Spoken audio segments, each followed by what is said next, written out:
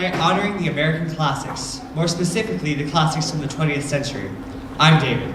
My name is Chanel. The 20th century was a landmark century for the American theater, particularly the American musical. By century's end, the American musical would become one of America's greatest exports all over the world. While there are so many well-known and memorable pieces, we've selected a few of our favorites for your viewing pleasure tonight. Our evening begins with the greasers. That's right, leather jackets, turned-up jeans, white t-shirts, and slicked back hair. We wouldn't be surprised if a few of our audience members remember dressing like this. Right, Mr. Mack? Celebrating that 1950s culture, the musical Grease jumped, rocked, and rolled its way into Broadway history in 1972. Its 3,383 performance run would make it the longest Broadway show at the time it closed in 1980. Tonight, we open with the fun showstopper Grease Lightning, performed by the gentlemen of the cast.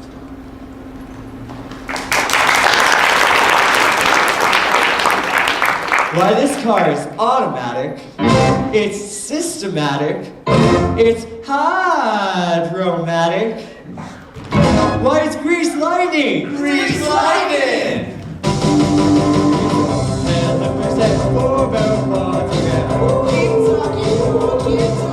I feel injection color from road, yeah. Four feet on the floor, she'll be waiting down the floor. You know without a doubt, I'll be really making out with Grease Lightning. Go, go, go, go, go. Grease Lightning, you're burning up the borderline. Grease Lightning, go, Grease Lightning, go. Grease Lightning, you're buzzing to the heat line trying. Grease Lightning, go, Grease Lightning. You want to bring, she's a scream, Grease Lightning, go, go, go, go. Oh, yes, we're sail like a British fish.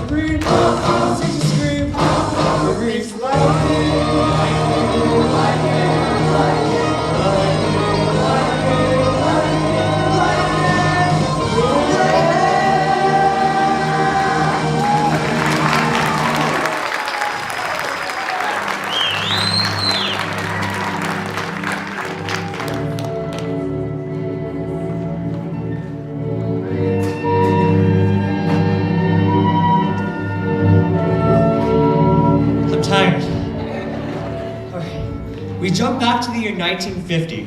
This is a year that a musical with a Colorado connection would explode on Broadway. We're talking about Guys and Dolls. The musical is based on the short stories of David Runyon of Pueblo, Colorado, just a short trip down the road. His stories focus on the gangsters and gamblers in the seedy underworld of New York City. It would soon be performed all over the country, but its success wouldn't stop there. It would win a total of 5 Tony Awards, including Best Musical, and would be performed more times than any musical. Yeah? Sure. Okay. Here to perform Take Back Your Mink are the ladies of the cast.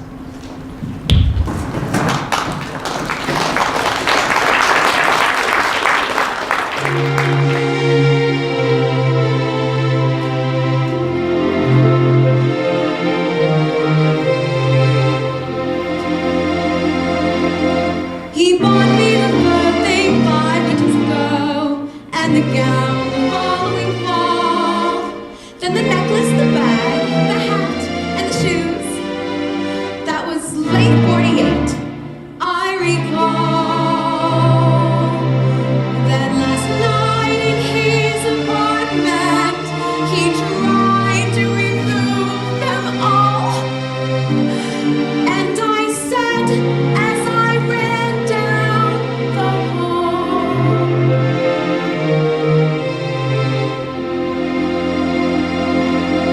take back your mink, take back your pearls. What made you think that I was one of those girls? Take back the gown, the shoes and the hat.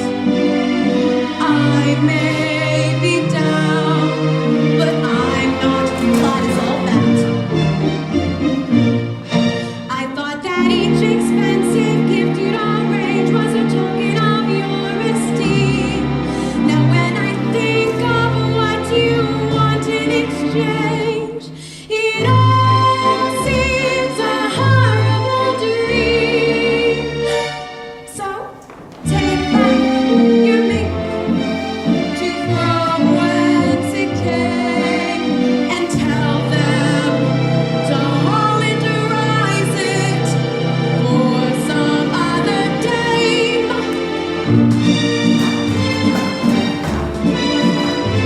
Take back your mink, take back your pearls. What made you think that I was one of those girls? I'm screaming, take back the gown, take back the hat. I may be down, but I'm not flat as all that. I thought that each expensive gift you'd arrange was a token of your esteem. But when I think of what you want in exchange, it all seems a horrible dream. I'll take back your mink, those old worn-out pills, and go short the sleeves for somebody else.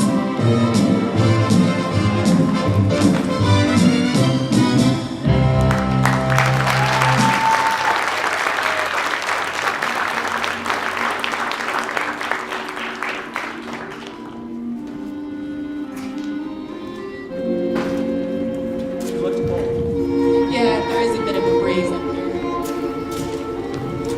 While the 20th century could certainly be known as the century of the American musical, American theater would discover a few of its most influential playwrights. Arthur Miller would become the voice of the hard-working everyman. We put down our instruments and set our wide stage aside to put it in its place. A large, comfortable backyard in the suburban city right after World War II.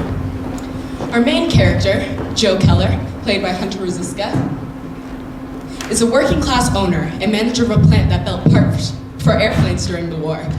He had made a fortune doing so. He had 2 sons that fought in the war. The older, Larry, went missing and never returned home. Speaking of pilots and airplanes, do you know the band 21 Pilots? What does that have to do with anything? They actually got their name from the scene. Wow, that was interesting. Thanks. I didn't think it would be. Great job. Okay, fine. We'll talk later. Yeah. The younger Chris, played by myself, did return, but changed from the reality of war. Ann Deaver, played by Red Holland, was Larry's girlfriend, but has fallen in love with Chris. The mother, Kate, played by Eric Doucette, pronounced correctly tonight, refuses to believe that Larry is dead, and refuses to bless the engagement. Finally, George Deaver, played by Malachi Martin, brother to Anne, has come to visit the Kellers with some news that his and Anne's father, imprisoned for shipping faulty parts that cause airplanes to crash, was framed by his former partner, Joe Keller, leading up to a stunning revelation. Our scene takes up late in Act 2, just as Kate is dismissing Anne.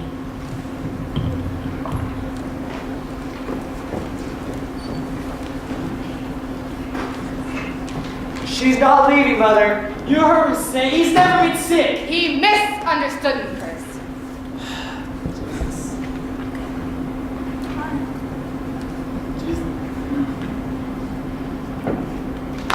Just answer him, Annie. Answer him. I packed your bags, darling. What? I packed your bags. All you have to do is close I it. am not closing anything. I'm not leaving until he tells me to leave, until Chris tells me. Now that's all. Get out of here, George. If that's how he Well, feels. if that's all until Christ comes about the case or about Larry as long as I'm here. Now get out of here, George. You tell me. I want to hear you say it. Go, George. Just go. Please don't take me that way. What do you mean you packed your bags? How dare you pack your bags? Chris! How dare you pack your She does bags? not belong Then here. I don't belong here. She's Larry's girl. And I'm his brother, and he's dead, and I'm gonna marry his girl. Never, never in this world. You lost your mind. Nothing to say. I got plenty to say. 3.5 years to talk about a maniac. Nothing to say. Now I say he's coming back. Everyone has got to wait. Mother! Wait, wait. How long? Forever How and ever long? till he comes. I'm going through with this. Chris, I've never said no to my life. Now I'm saying no. You'll never let him go until I do it. I'll never let him go. You'll never let him go. I've let him go. I've let him go a long Then time ago. let your father go. He's out of his mind. Altogether, your brother's alive, darling. Because if he's not, your father killed him. Do you understand? As long as you live that your brother's alive, God does not let his son be killed by his father. Now you see, don't you? Now you see. She's out of her mind, Chris. Then you did it. He never flew a P-40. But the others. She's out of her mind. Dad, you did it? What's the matter with you? Then you did it to the others. What the hell's the matter with you? How could you do that? What's the matter with you? Dad, you killed 21 men. What, killed? You killed them. You murdered I them. didn't kill anybody. Dad! So Dad! how could I kill anybody? Then explain it to me. Tell me what you did. Explain it to me or I'll tear you to pieces. Don't, Chris, don't. You better tell me. You had 120 tracks in your head. Now what did you You're do? gonna hate me, then I'm listening, God Almighty, I'm listening. You're a boy! What can I do? I'm in business, amazing business. 120 cracking around to operate. Your stuff's no good, they close you up, they tear up your contracts. The hell's it to them? You laid 40 years to a business, knocked you out in 5 minutes. I swear to God, I swear they would spot them when they took off. Then why did you ship them? I thought they would spot them. I thought I had the process going again. I could prove they needed me. But I got no kickback, so I was going to tell them. So why didn't you tell them? It was too late. It was right on the front pages. 21 went down. It was too late. Chris, they came to my shop with handcuffs. Chris, I did it for you. I'm 61 years old. I don't get another chance. You even knew they weren't going to hold up in the I air. don't mean that. Well, you were going to warn them not to use them. It don't mean that. It means you knew they'd It crash. doesn't mean that. Then you thought they'd crash. I was afraid maybe. You were afraid, maybe. God in heaven, what kind of man are you? There were kids hanging in the air by those heads. You knew that. For you, a business for you. For me? Where do you live? Where do you come from? I was out dying every day, and you were killing my boys, and you did it for me?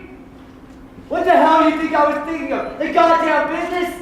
What is that, as far as you can see the business? The world, the business? What the hell are you? You're not even an animal. No animal kills its own. What must I do to you? I want it to the tongue right out of your mouth. What must I do?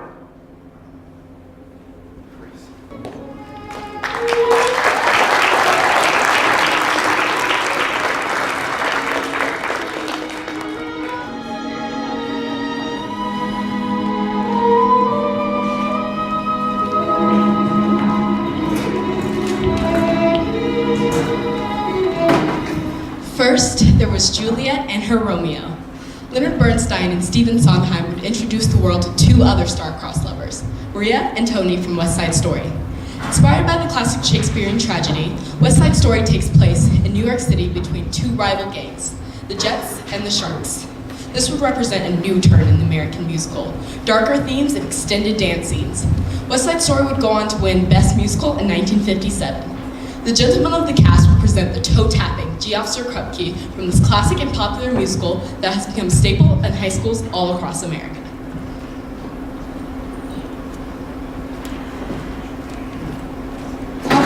They believe everything in the papers. Yeah, sure they do. That's why they believe everything they read about us cruddy JDs. Yeah. We gotta give them something to believe in. Yeah. Hey, you. Who? Me, Officer Krupke? Yeah, you.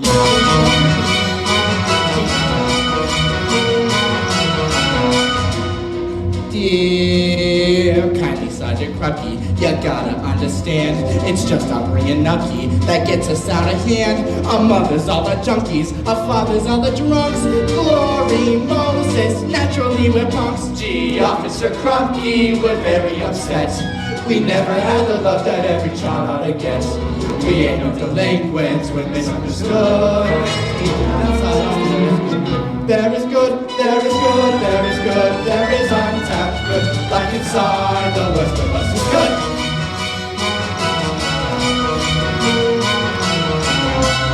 That's a touch and good story. Let me tell it to the world.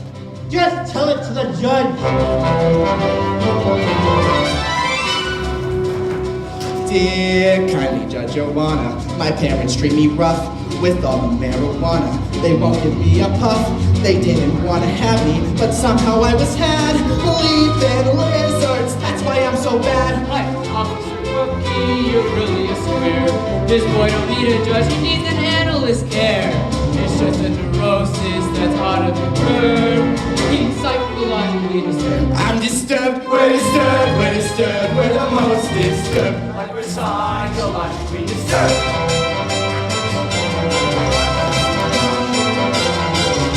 Hear ye, hear ye. In the opinion of this court, this child is depraved on account he ain't had a normal home. Hey, I'm depraved on account of deprive. So take him to a head shrinker. A head shrinker?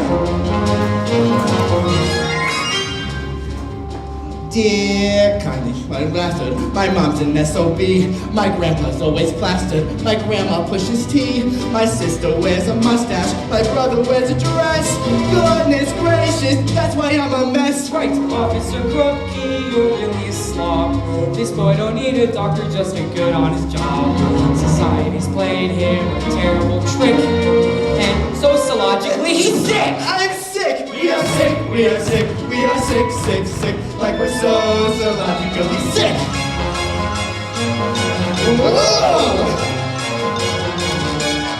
In my opinion, this child does not need to have his head shrunk at all.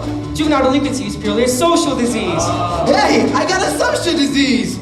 So take him to a social worker. A social worker?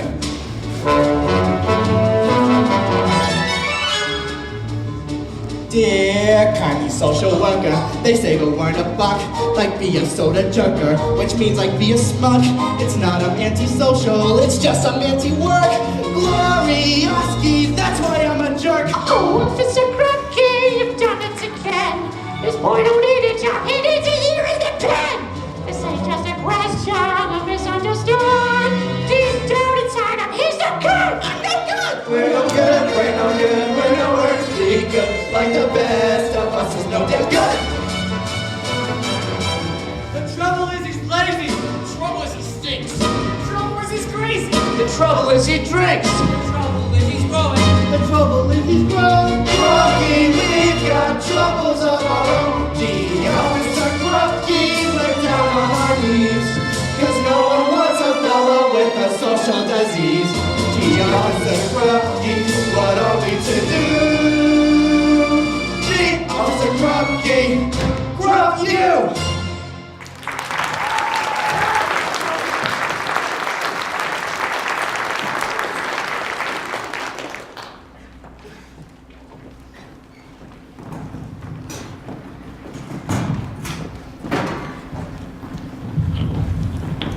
How you doing? How are you doing, David? I'm tired. I can tell. Yeah. There are three considered triumvirates of American drama. Eugene O'Neill's Long Day's Journey into Night, Arthur Miller's Death of a Salesman, and Tennessee Williams, A Streetcar Named Desire. Imagine smoky jazz playing over the hazy, humid air of New Orleans in the late 1940s. Snazzy. Very. The play would introduce two of the most famous stage characters ever. Stanley Kowalski, played by what was that? Fabian Bennett, a man's man proud of his masculinity. And Blanche Dubois, played by Naomi Mullins, the aging beauty who cannot gracefully accept her singleness and oncoming age. Sounds like me. I bet it does. It's okay, David. Don't make me cry wearing makeup. Caught in the middle is Stella Kowalski, played by Michaela Pease, Stanley's wife and Blanche's sister, who loves them both but must choose between them. In this scene, they are celebrating Blanche's birthday, but Blanche has been stood up by her hoped-for boyfriend, Mitch. That sounds like you. That was a good one. Stanley spread some rather salacious gossip about Blanche's past.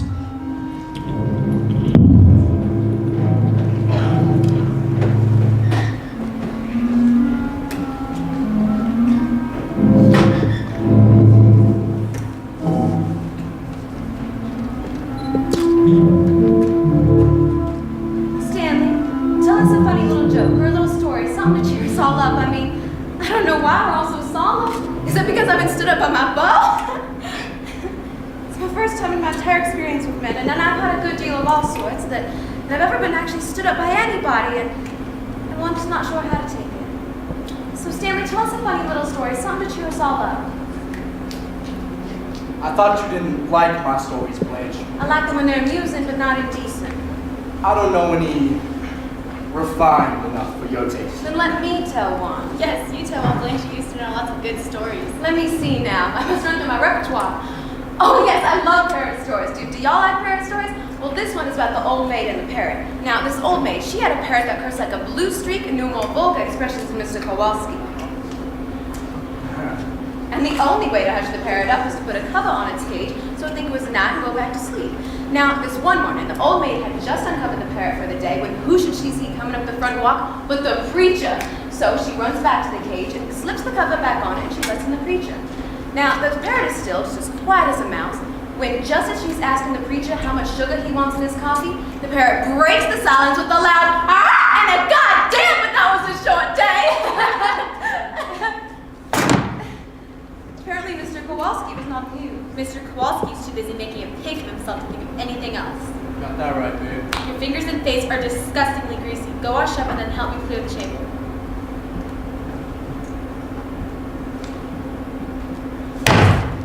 There! That's how I'll clear my place. Don't you ever talk to me that way. Pig! Pollock! Disgusting! Greasy! Vulgar! Those are words that have been on you and your sister's tongue too much around here. What are the two you think you are? A pair of queens? Well, don't you remember what Huey Long said? Every man is a king, and around here, I'm the king! And don't forget it. There. My place is clear. I'm going to clear yours too. Stella, what did he say to you? What did he say to you while I was bathing? Nothing, nothing, nothing. I think he told you something about Mitch and me. You know why Mitch didn't come, but you won't tell me.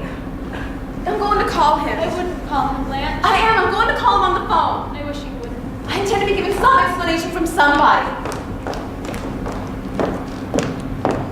I hope you're pleased with your doing. I've never had so much trouble swallowing food in my life. Looking at that poor girl's face and the empty chair. Hello? Mr. Mitchell, please. Oh. Well, I would like to leave a number if I may. Magnolia 9047. And say it's important to call. Yes, very important. Thank you. Look, Stell. Everything's going to be fine once she goes. Once she's had the baby. Then things will go back to the way they were. Remember the way things used to be? Them nights we had together. Remember them nights? Come on back inside. Oh, Blanche. Yes. Oh, those pretty little candles. I don't burn them, Stella. I certainly will. Oh, you ought to save them for the baby's birthday. So, I hope candles glow in his lap, and I hope that his eyes burn like two candles, like two blue candles lighted in a white cane. What poetry? I shouldn't have called it. Lots of things could have happened. There's no excuse for it, Stella. I don't have to put up with insults. I won't be taken for granted. God damn, it's hot in here from the steam in the bathroom. I've said I was sorry 3 times. I take hot baths for my nerves. Hydrotherapy, they call it. You healthy Pollock without a nerve in your body. Of course you don't know what anxiety feels like. I'm not a Pollock. People from Poland are Poles, so don't call me a Pollock. But what I am is 100% American. Born and raised in the greatest country in the world, and proud as hell of it. So don't ever call me a Pollock. For me, I'm sure. I'm not so sure.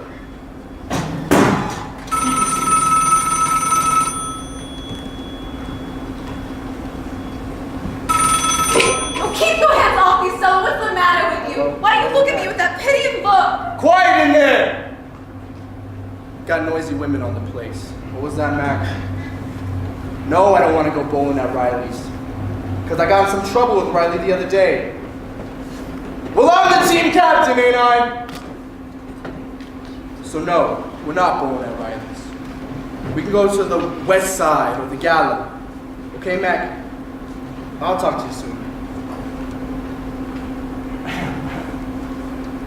Oh, Sister Blanche, I got a little birthday remembrance for you. Oh, have you, Stanley? I wasn't expecting anything. I don't know why Stella wants to observe my birthday. I mean, when you reach 27, age is a subject you'd much prefer to ignore. 27. Well, what is it? Is it for me? Yeah, I hope you like it. Why, it's a... Tickets! Back to Laurel on a Greyhound Tuesday!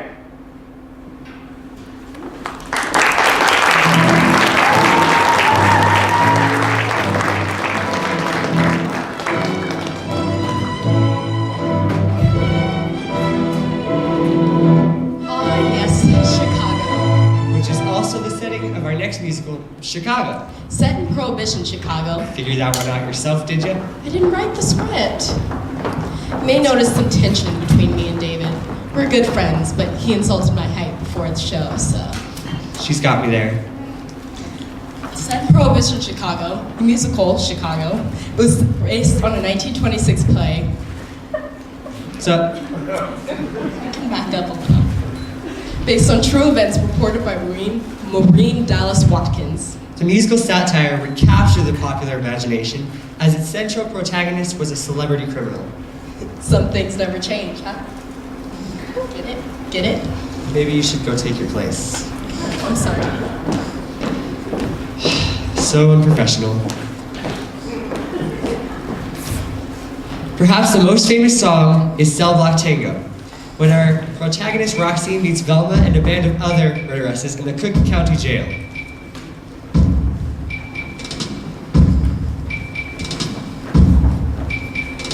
Pop. 6. Squish. Cicero. Lipschitz. And now, the 6 married murderesses of the Cook County Jail in their edition of the Cell Block Tango. 6. Squish.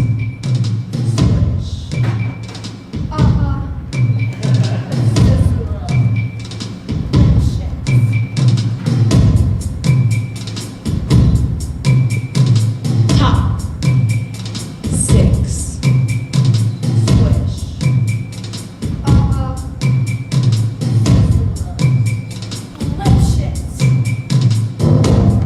Squish. 6.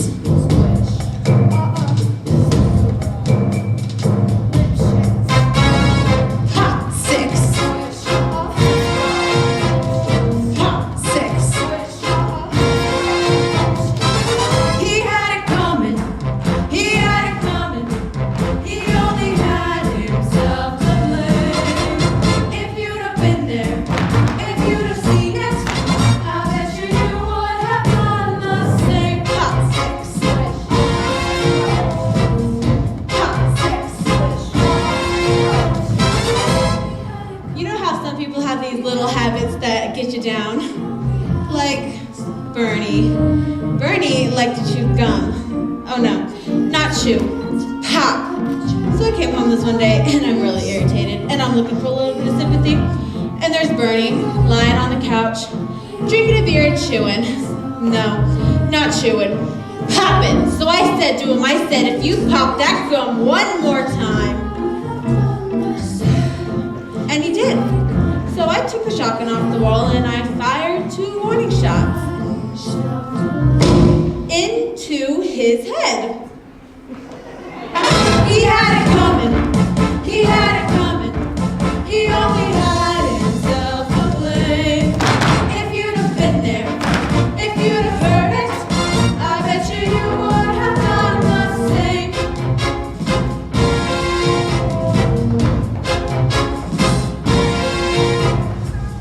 I met Ezekiel Young from Salt Lake City about 2 years ago, and he told me he was single, and we hit it off right away. So we started living together. He'd go to work, he'd come home, I'd fix him a drink, we'd have dinner. And then I found out. Single, he told me. Single, yeah, right. Not only was he married, oh no, he had 6 wives. One of those Mormons, you know? So that night when he came home from work, I fixed him his drink, as usual. You know, some guys just can't hold their arsenic. He had it coming, he had it coming. He took a flower in its pride, and then he used it, and he abused it. It was a murder, but not a crime. Now I'm standing in the kitchen, carving up the chicken for dinner, minding my own business, and in storms my husband Wilbur, the jealous rage. You've been seeing the milkman, he said. He was crazy, and he kept on screaming, "You've been seeing the milkman!" And then he ran into my knife. He ran into my knife 10 times. If you'd have been there, if you'd have seen it, I bet you would have done the same. Mitt kereseket, ospângeaki hirșnică, de ferimet, în vegle ceaptă mafiet, de nebăgus, în altat la înveiuc, nem prodom, iert mâniongu sen covidătam, progotum. Arăndărșegin de mornasti, te n-am dictat tehnic. Yeah, but did you do it? Not guilty.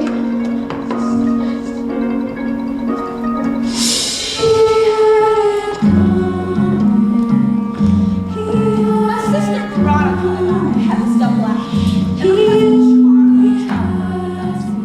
Now, for the last number's act, we did these 20 acrobatic tricks in a row.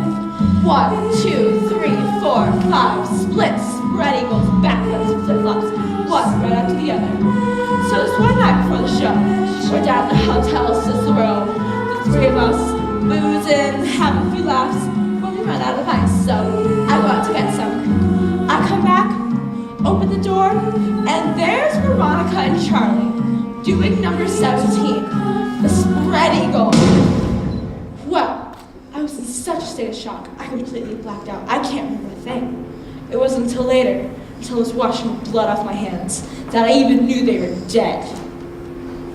He had it coming, he had it coming, he had it coming all along. I didn't do it, but if I'd done it, how would you tell me that I was wrong? He had it coming, he had it coming, he had it coming all along. I didn't do it, but if I'd done it, how could you tell me that I was wrong? I loved Alan Schitz more than I could possibly say. He was a real artistic guy, sensitive, a painter. But he was always trying to find himself. He'd go out at night looking for himself, and on the way, he found Ruth, Gladys, Rosemary, and Irving! I guess you could say we broke up because of artistic differences. He saw himself alive, and I saw him dead. Dirty bomb, bomb, bomb, dirty bomb, bomb, bomb. He had it coming, he had it coming, he had it coming all along. I didn't do it, but if I'd done it, how would you tell me that I was wrong? He had it coming, he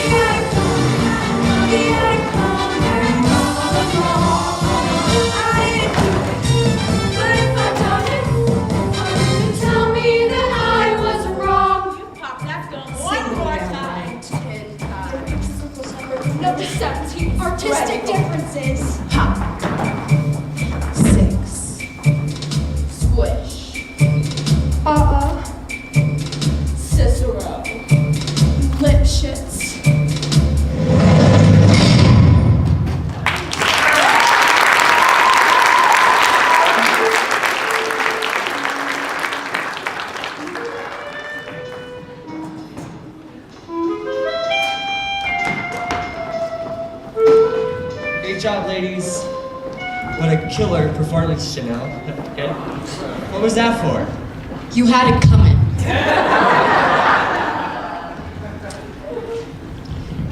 We're going to take a jump back to a simpler time in America, the beginning of the 20th century.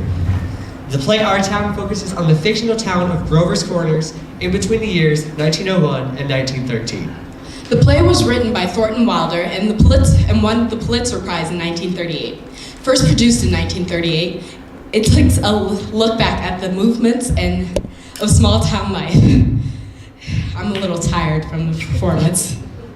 It was a nostalgic look back at the dramatically altered landscape after World War I, then called the Great War, or the War to End All Wars, which propelled America into the vast industrialization that war required. Even to this day, this little play takes us back to a time long lost to most of us. Most of us. We're going to do the final act of the play, which takes place in the local graveyard. I will be playing the stage manager as written into the scene, and taking their places now are the resident ghosts that occupy the graves. In a short while, you will see a funeral procession come to lay the newest member of the cemetery to rest.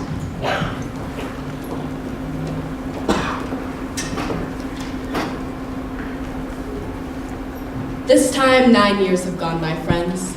Summer 1913. Gradual changes in Grover's Corners. Horses are getting rarer, farmers are coming into town in Fords, and now everybody's locking their doors at night. Ain't been any burglars in town yet, but everybody's heard about them. You'd be surprised though. On the whole, things don't change much around here. This here is certainly an important part of Grover's Corners. It's on a hilltop, a windy hilltop. Lots of sky, lots of clouds, and often lots of sun and moon and stars. This here is the new part of the cemetery. Here's our friend, Mrs. Gibbs.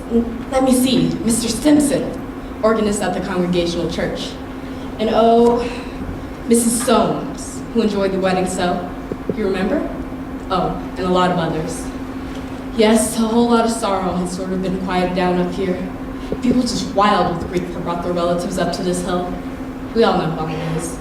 And then time and sunny days, rainy days, and snow. We're glad they're in such a beautiful place, and we're coming up here ourselves after our fit's over.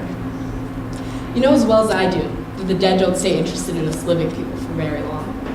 Gradually, they lose their hold on the earth, and the ambitions they had, pleasures they had, the things they suffered, the people they loved, they get weaned away from the earth. That's the way I put it, weaned away. Well, there are some living people. There's Joe Stoddard, our undertaker, supervising a new-made grave. And here comes a Grover's Corners boy that left town to go out west.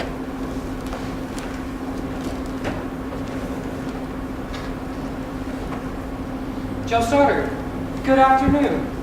Good afternoon, good afternoon. Let me see now. Do I know you? I'm Sam Craig. Gracious sakes, alive, of all people. I should have known you'd be back for the funeral, though. You've been away for a long time, Sam. Yes, I've been away for about 12 years now.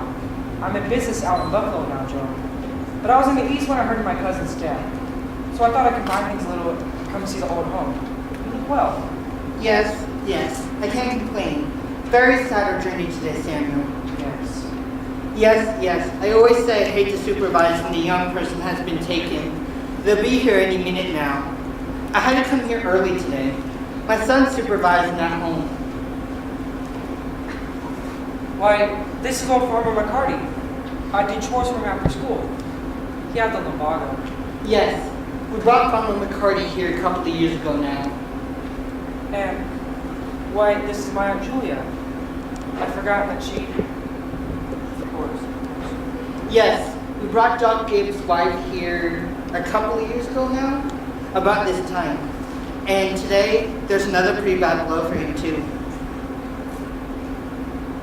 That's my sister Carrie's boy, Sam Craig. I'm always uncomfortable when they're around. Simon. Do they pick on verses much, Joe? No, not usually. Usually the bereaved pick a verse. That doesn't sound like my Aunt Julia. There aren't much of those Percy sisters left now. Let me see. I want to see my father's and my mother's. Over there, Avenue F.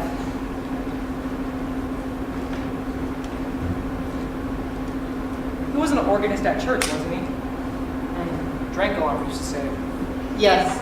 Not a lot of people are supposed to know about it, but he's in a peck of trouble. Took his own life, you know. Did he? Yes. He hung himself in the attic. You can see it there. It ain't a verse exactly. Why, it's just a bunch of notes of music. What is it? Oh, I wouldn't know. It was written in the Boston papers at the time. John, what did she die of? Who? My cousin. Oh, did you know? Had some trouble bringing a baby into the world. Twas her second, though. There's a boy, about 4 years old. So, the baby's gonna be here? Yes. There ain't much more room over here by the Gibbses, so they're opening up a whole new Gibbs section over by Avenue B. You'll excuse me now. I see they're coming. Who is it, Julia? My daughter-in-law, Emily Webb. Well, I really wrote they must have been awful money. What'd she die of? In childbirth. Childbirth? Well, I forgot about all of that. That was my awful and wonderful. Wonderful, was it? Simon, now remember. I remember everything that wasn't the love, but I remember reading last fall my graduation exercises. She was the brightest girls who graduated from high school. I had beautiful witnesses from time to time. I called them and that made me beautiful song. Just tell her I died. It's on that same road we used to live on. Yep, right, Smart Farm. I always liked that hymn. I was hoping they would sing a hymn. Hello. Hello, Emily. Hello, Miss Gibbs. Hello, Mother Gibbs. Emily. Hello. It's raining. Hush, dear. It'll be gone soon. Just trust yourself. It seems thousands and thousands of years since I... Papa, remember that was my favorite hymn. I wish I'd been here long. I don't like being new here. How do you do, Mr. Stimson? How do you do, Emily? Mother Gibbs, George and I have made that farm just the best place you ever saw. We thought of you all the time. We wanted to show you the new barn with the great long cement drinking fountain for the stock. We bought that out of the money you left us. I did? Oh, Mother Gibbs, don't you remember? The legacy you left us. Why, it was over $350. Yes, Emily. And there's a patent device on the drinking fountain, so it never overflows, and it never drops before a certain mark they have there. It's fine. It won't be the same to George without me. But it's a lovely farm. People don't understand, do they? No, dear. They don't understand. The slopes shut up in little boxes. I feel as though I knew them less than 1,000 years ago. Oh, Mrs. Carter, my boy spent the day at your house. Is he? Oh, yes, he loves it. Mother Gibbs, we have a Ford too. Never gives any trouble. I don't drive though. Mother Gibbs, when does this feeling go away of being one of them? How long does it? Hush, dear. Just rest yourself. I know. They're done. They're leaving.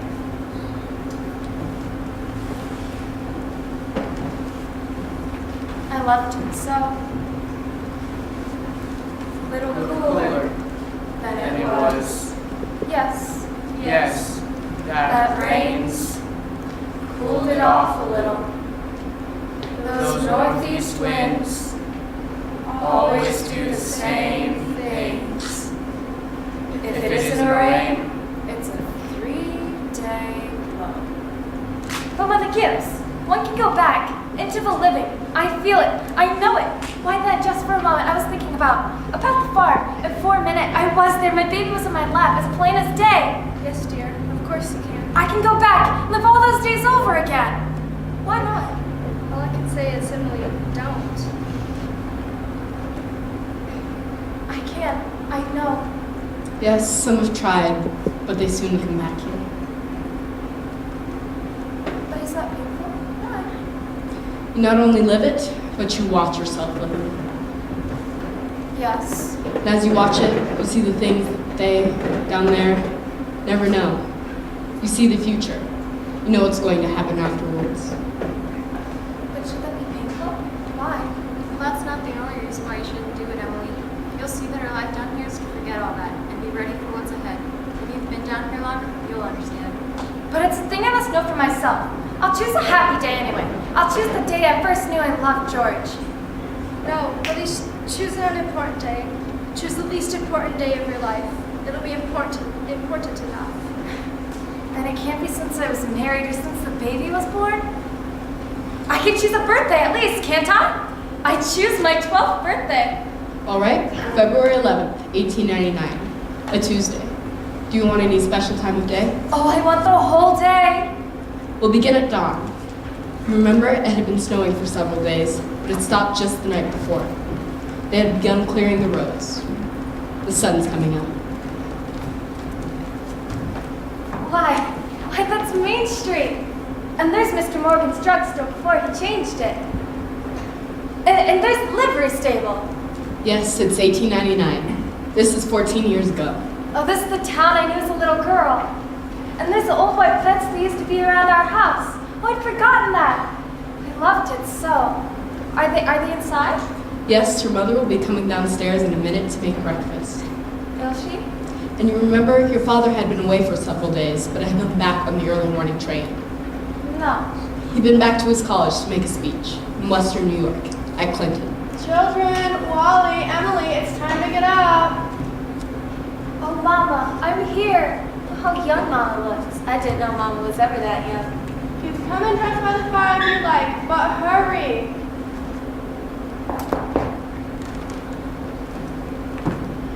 Good morning, Mr. Newson. Well, it's cold out here. 10 below by my bar, Mrs. Wynn. Well, think of it. Keep yourself wrapped up. Absolutely, ma'am. Mama, I can't find my blue hair ribbon anywhere. Just open your eyes, dear. I laid it out special for you. On the dresser there. If it were a snake, it'd bite you. Yes. Papa. Good morning, Mother.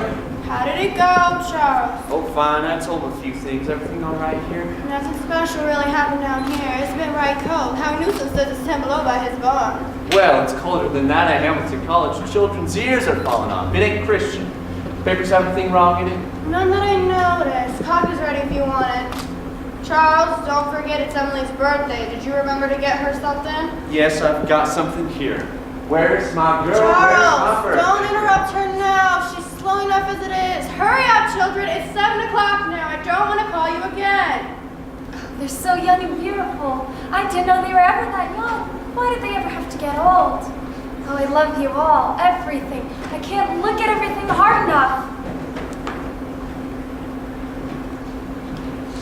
Good morning, Mama. Well, good morning to my birthday girl and many happy returns. There's some surprises for you on the kitchen table there.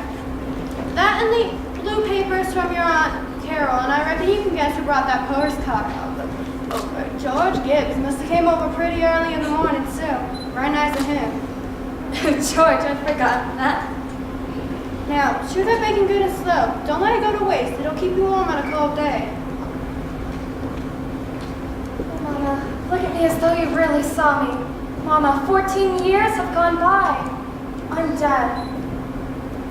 Mama, Wally's dead too. His appendix burst on his trip to North Conway. We felt just terrible about it. Don't you remember? Just for a moment, we're together.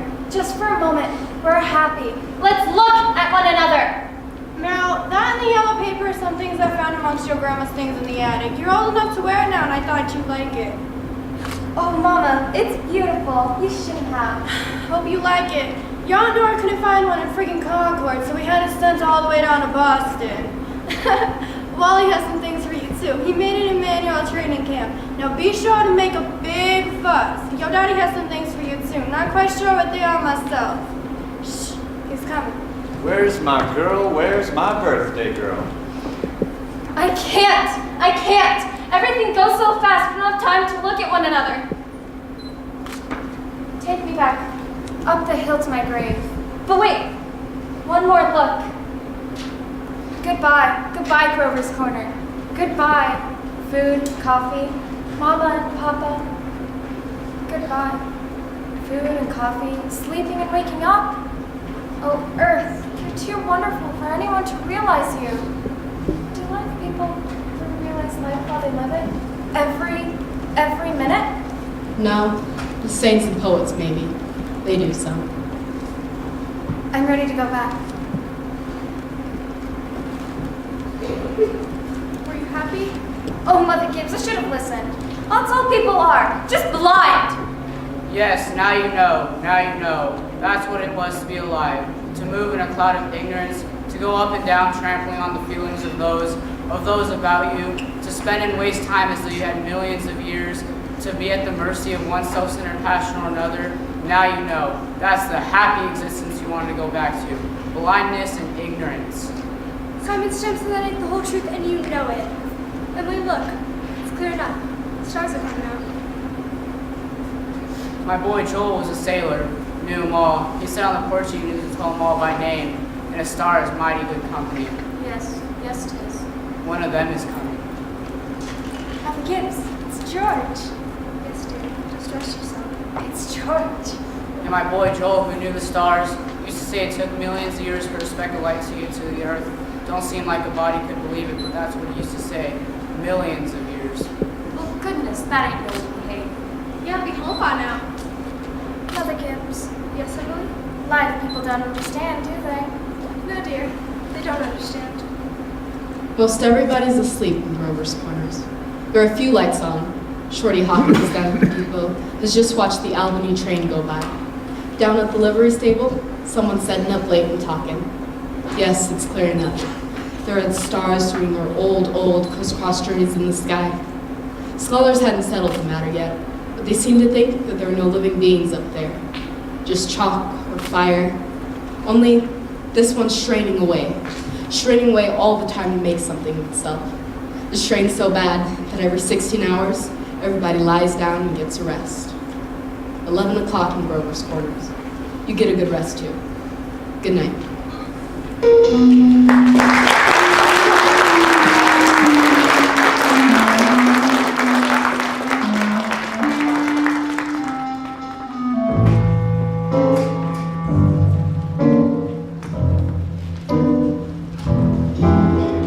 You're back. Glad to see me? No. Whatever. Despite the misleading and perhaps risque title, the drama game actually focuses on the plight of workers at the sleep-tight pajama factory. The main protagonist, Babe, is head of the grievance committee of workers asking for a raise.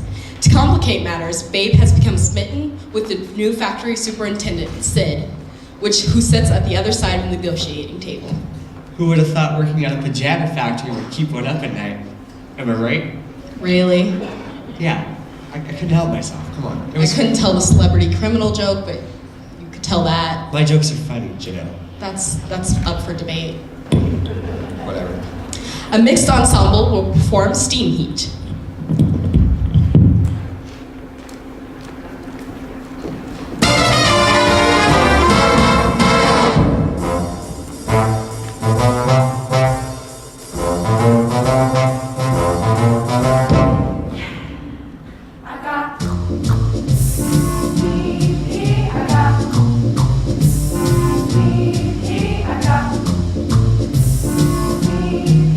But I need your love to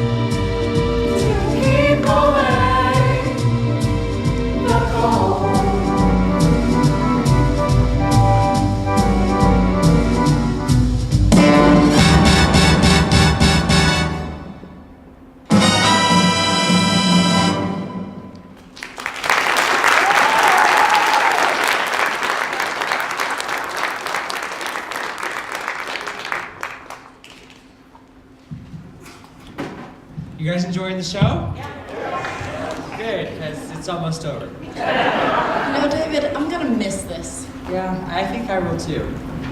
We could take the show on the road. Oh, that's a great idea. D squared and J squared. The comedy duo. We'll make sure to thank Mac our acceptance speeches. Of course. On a more serious note, the title of our final selection of the evening has a double meaning.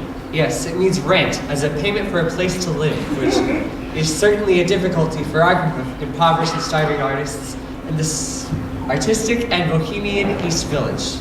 It also means torn apart, as the show's action takes place against the backdrop of the then largely misunderstood HIV/AIDS epidemic. First performed as a musical workshop and billed as rock musical in 1993, America was coming to grips with the epidemic. The musical would go on to garner numerous awards and close after a 12-year run of 5,123 performances. It remains the 11th longest running show in Broadway's history. We close tonight with Seasons of Love, performed by the entire cast. The song asks the question, how does one evaluate a year in human life? We thank you for joining us tonight. It is our hope that you've appreciated just a small sample of the amazing works that have appeared in the 20th century in the American theater.